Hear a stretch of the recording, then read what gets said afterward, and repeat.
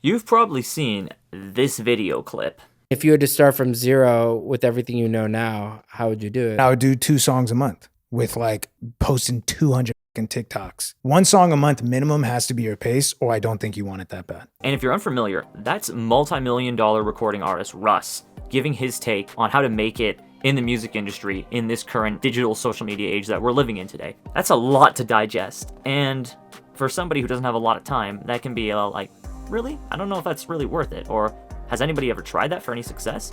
Fortunately, I found somebody who had the time, had the energy, and had the blind sort of drive to go for it. It's me, in case you're wondering.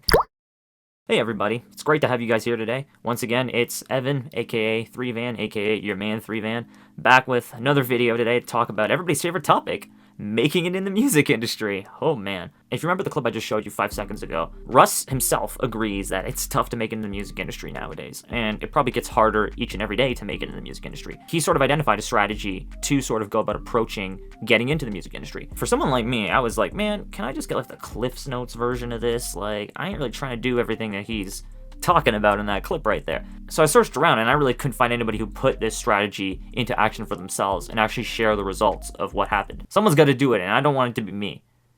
But my mind has this funny way of saying, why not you, Evan? So what exactly is the strategy that Russ is suggesting to us in this video clip? 24 songs a year minimum, 52, 1 per week. We've seen a lot of artists recently do the quote-unquote quality over quantity approach and not release enough music to feed their fans, and then fans come back and they listen to this and they're like, wow, this is a hot pile of dumpster fire garbage. Oh brother, you should have just kept that and retired. Pursuing a strategy like 24 to 52 songs in a year, that really communicates that I'm a fan of my own music. I'm confident in my own music abilities, and fans need to be able to sense that confidence especially. And in this case, Russ is talking about a song every 2 weeks, but he is saying to go for 200 posts per song in 14 days.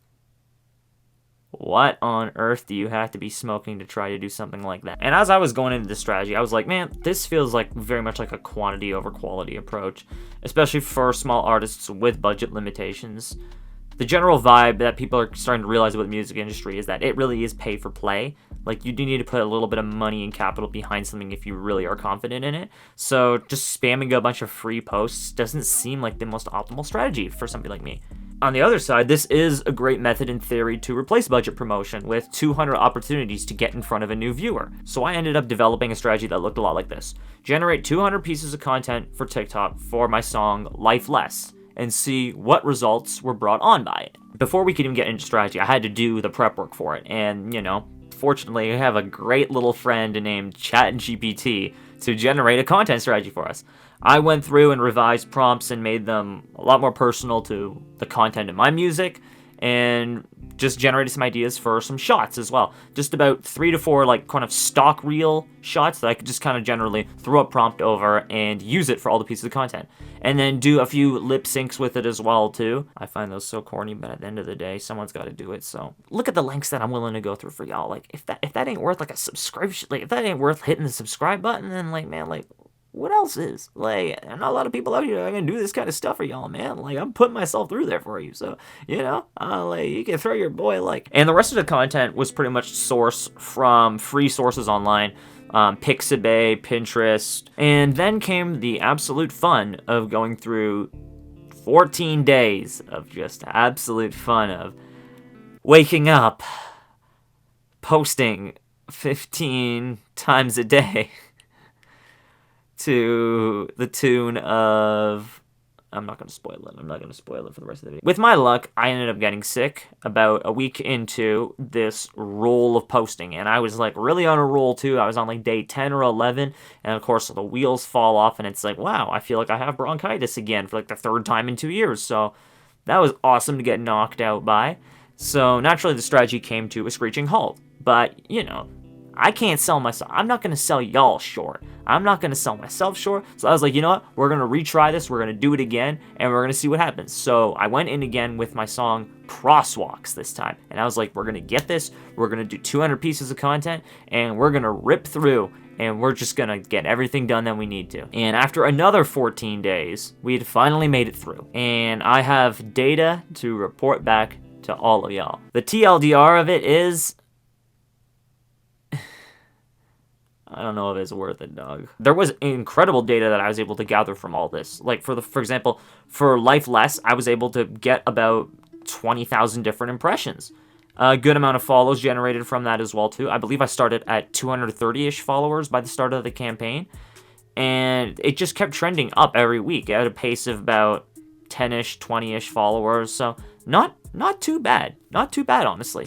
And then, of course, once we got to crosswalks, those numbers continued to steady increase as well. Follower growth stayed consistent. It was very, very solid data. I cannot complain at all about the data that I was able to gather from this. What I can complain about from all of this is that it didn't really translate to actual streams of the records. I went to the actual songs themselves, and it's like, if I'm getting 20,000 plays, 20,000 views of content with this music in it, it must be generating some kind of stream increase. It did not. One of the things that I reflected on after this strategy was that this isn't one to engage your own followers. It's kind of one to spray and pray in terms of reaching new followers. Like, I was able to reach a lot of new followers. Like, I was able to go, as I mentioned, I was able to start at around 230, 240-ish and get up to about 310 by the end of it. But I was starting to notice I was getting comments from followers like, oh, this song again, post a new song. And it's like, you can only deal with that much from people before you're just like, okay, do I just block this person? A lot of people don't realize that when you're actually going through a strategy, the strategy is not for their entertainment. It's to generate a buzz, generate some consistency in the algorithm, and actually drive views, attention to your page. And that's going to frustrate your followers. So that is a risk that I would consider in doing the strategy. You can overserve your own fan base and make people sick. And another takeaway I reflected on is just, it's so overwhelming, man. Like, this strategy is just, it beats the life out of you. When your big thing for the day is waking up to post 15 pieces of content a day, it makes it very difficult to do different things throughout the day, especially if you're doing things that require time. And it's like, I had an alarm that would go off at every time when I needed to post content, and I was just like, it felt like waking up in the morning, which we all don't like. It just felt miserable to plan all this and just keep posting all day, especially because you notice the quality starts to suffer substantially due to the repetition of your content. You're like, yeah, I don't really like this reel, but I'm gonna post it anyway because, hey, maybe somebody will like it. Spoiler, if you don't like your own content that you're posting, from the moment you press post, if you don't like your own content, you're at 0 people who are liking that content. At least if you like it, it's one person who's liking it, and it's like, 200 posts is a lot, especially for like 80-ish followers. Like, the quantity that you're going to be serving, like, and you have to take in as well too, the algorithm is going to notice that, oh, this person's just spraying and praying. Okay, we're going to not shuttle a whole bunch of views into their content. We'll just spread it across all the content. So when they kind of gets hold of that, they start feeding you even less and less and less and less. And if you get other ideas and not keep posting content throughout the day, it's just like, it continually just shoots you in the foot. So it's just really not that worth it of a strategy when I look back on it. And I began to ask myself, what would make this strategy work? Like, what would make me want to do it? What would make somebody else want to do it? And what I sort of came to, and the conclusion that I came to is this: let's do a 75 post plan instead. Prepare 75 ideas, post 50 of them within the first 2 weeks for your song, and then stagger the remaining 25 within the next 2 weeks of the next song's release to sort of keep interest alive and to show people other songs as well that you have. And in my opinion, this strategy allows for visibility while also not exhausting your core followers. And of course, you'll want to as well leverage your creator insights, leverage posting times. And something else too is if you can do this from a new TikTok account where the algorithm is built specifically around your music that is new and this new sort of editing style that maybe you're going for, the new style of music you're going for, it's going to make it so much easier than if you've done a hard transition from one style of music, one style of editing to another, because now your core followers who saw that content and followed for that reason, they're getting served a bunch of stuff that they might not be interested in, and then they're going to engage less, and then the algorithm thinks, oh, this person's content sucks, let's just not show it to anybody, and then you're shooting yourself in the foot at that point. You have to approach it from this meticulous angle of, how can I do more with less? Because if I don't do more with less, I'm going to get less out of more, and nobody wants to be in that position as an artist either. To wrap up this video, I had to ask myself the question, would I do this strategy again as an artist? In its original form, absolutely not. I have way too much to be doing with my own time. I don't think anybody who is coming home from working an 8-hour shift during a day, it's doable, absolutely, but you have to really shut your brain off and be okay with just mindlessly posting. In its revised form, I would definitely attempt it. I just believe now that when you really look at the big artists that are posting content nowadays, it's not this spray and pray method. It's this, here's a really solid piece of content that people are going to engage with. Like, I look at an artist like Clara Lassan, for example, and she's like very, very low-key with her content. She posts maybe once a week about something that's going on, like a new video or like a tour visual or something like that. But at the end of the day, that's enough to feed somebody like me. That's enough to let somebody like me know that, hey, she's alive, she's still doing her thing out there, she's still got music on the way. Like, that's enough to feed somebody like me, who's not like an obsessive fan. Again, I'm not an obsessive fan either when it comes to music. Like, I'm not a good music listener, I'm not a good artist fan. Like, I'm kind of just meh, and if their music shows up, it's like, yeah, I'll bump that. So maybe I'm not the best person to ask this. But a lot of people are fine with less is more, and obviously the algorithm is not going to feed all your content to one person, but you do want to do as much as you can to get that content in front of other people. And I think posting at least once a day is the minimum. You know, if you could do twice or 3 times, like, that works as well too. You don't want to exhaust people at the end of the day, but you don't want to underfeed them to the point where they forget about you as well. I think with respect to the 75 post strategy, if you're going to go for a quantity approach, like avoiding budget as much as possible, that's probably the best place to go for you as an artist, is the 75 post strategy. Having the skills even ready to attempt a challenge like this takes a lot of time, and you might need to grow in your own understanding before you can even attempt something like this. Especially if you're an artist who's just starting to develop all the skills you need to have the longevity to really pursue a music career, or even want to develop it out of curiosity to develop a career. You're not going to want to be posting all the time. You're going to be needing to learn a lot more in that time as well too.